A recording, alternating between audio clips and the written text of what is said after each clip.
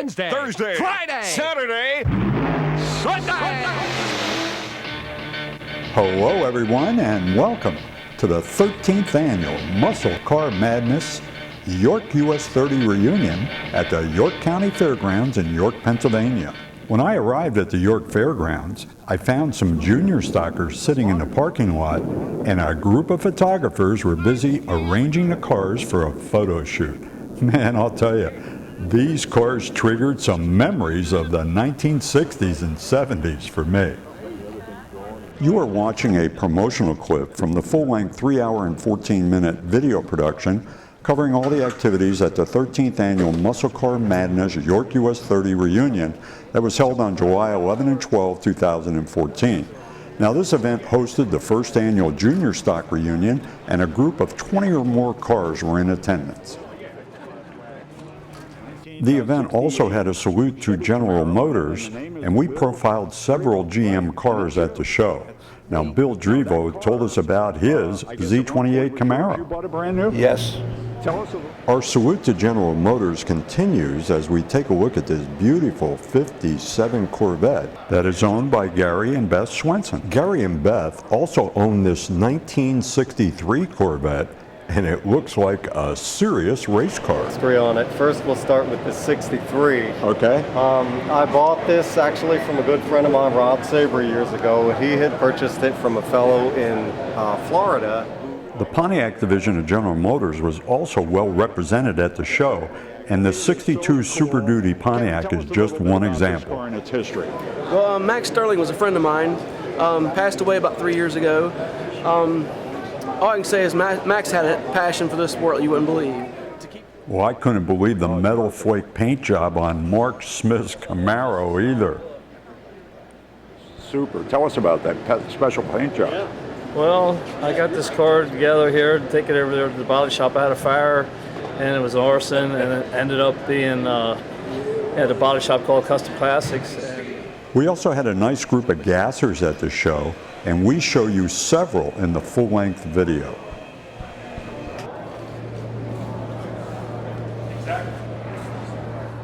This 55 Chevy has the look of a 1960s gasser with its cutout wheel wells, and the smooth taillight lens is another example of 1960s customization work.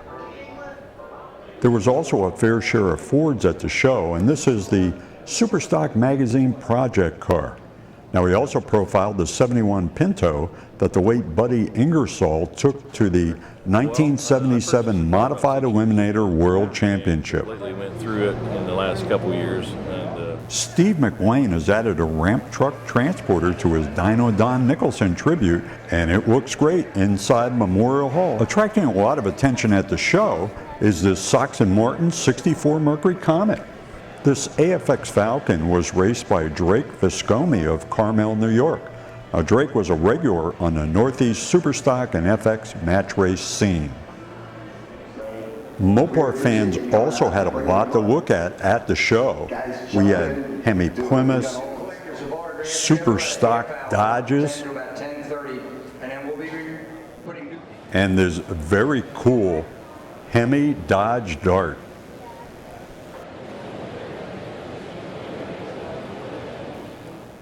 And as things turned out, this 1965 Dodge Superstocker that's owned by Charlie and Denise Caldwell won the Best in Show award.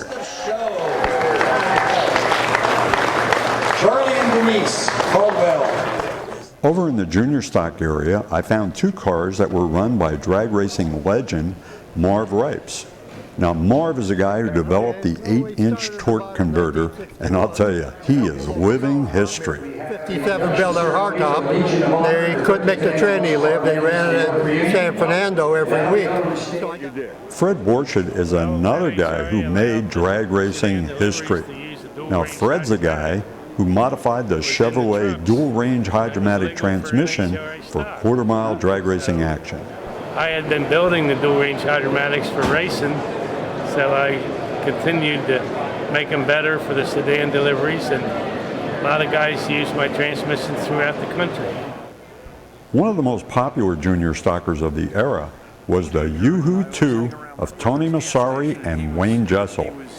In the full-length video, you will hear the complete story of the car from its co-owner and driver, Wayne Jessel, and from Tony Massari's son, John. Produced it with Wayne Jessel, and they were unveiling the car. Wayne rebuilt a replica of the Yoo-Hoo 2, and I'm here today to see it and see if I could find any memorabilia of when my father was racing. This 56 Chevy Junior Stocker won its class at the U.S. Nationals back in the day, and its original owner-driver Tom Ronca shares his story with us in the full-length video. Standard shift 3-speed. Yes. Yeah. We also talked with Ken and Jack Gunning about their four-door 57 Chevy Junior Stocker. Now these guys raced this car back in the 60s and 70s, and I'll tell you, this car is an absolute time warp. You got to tell me about it, man. It's so cool. Well, the car originally belonged to Alan McMaster, and Well, Bill Johnson is a regular at the York Reunion show, and he always brings along his 55 Chevy Junior Stocker. Isn't that the truth? Yeah, I think Butch Foley. This husband and wife team ran a 58 Chevy Junior stock sedan delivery back in the 1960s. Now, Ann did the driving, and Walter turned the wrenches. The car was came from an oil company. They took it out and did oil burner repairs with it. We also talked with the 1967 Junior Stock World Champion, George Cureton, about his famous Tokyo Rose 56 Chevy sedan delivery. For 30, 40 years. This 61 Corvette Junior Stocker was owned by the late Roger Sinestri, and it was driven by drag racing legend Larry Lombardo. In the full-length video, we show you some original movie footage of the car when it was stored at Joe Lombardo's gas station back in the 1960s. Now, the car would usually sit outside during the day, and it was Larry's job to pump gas and do mechanical repairs in the gas station workbays. But at the end of the day, it was time to bring the Corvette inside.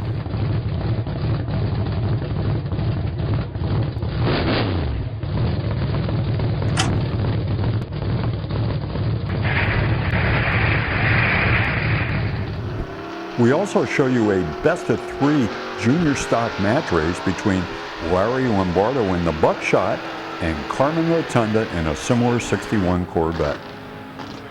I also include an interview I did with Roger back in 2010 and another with Carmen Rotunda where they both talk about the match race. Now, I've also included a special story about Bill Grumpy Jenkins, as told by Jenkins competition employee Mike Kehoe. Mike says Bill appeared in the cult classic movie The Blob. You got to see this.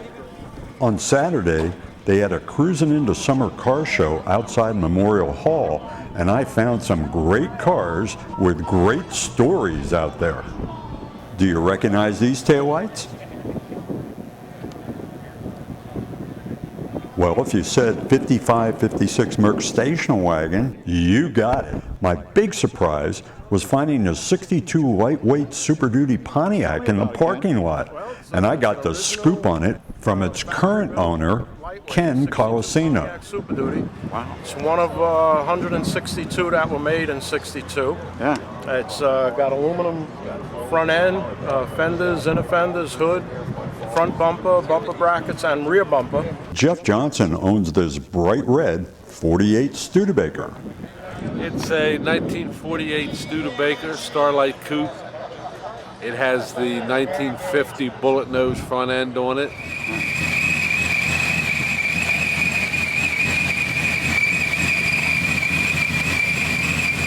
Well, they had that same thing on the Thunderbirds. On the T-Bird, what year? On the T-Bird, 57 T-Bird had the same type of setup. That same thing, huh? Yeah. Okay, well. I also found a car that was a weekly racer at York US 30 Dragway back in the 1970s, and I talked to its owner about it. Mid 12s, 12 4s, 12 5s. Yeah. And The big winner in the scale model car show was Terry Adams and his 55 Chevy ramp truck combination. Now, Terry told me he has over 400 hours in this build. Correct as I could. I see. Because I knew for this show, I wanted it to be right and be an A-gasser.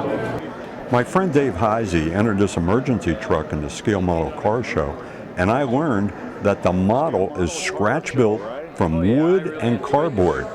Unbelievable. Yeah. And I definitely look forward to this event every year. No doubt. Now, tell us about this special. Outside in the parking lot, I caught up with the Gunning brothers as they were putting a set of tow hubs on their junior stocker and getting ready to flat tow it back home, just like they did back in the 1960s.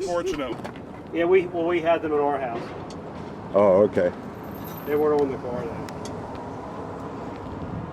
The wheels aren't the same though, they're different. Uh-huh. So it's just a free wheeling hub on the outside? Yep, with the merge.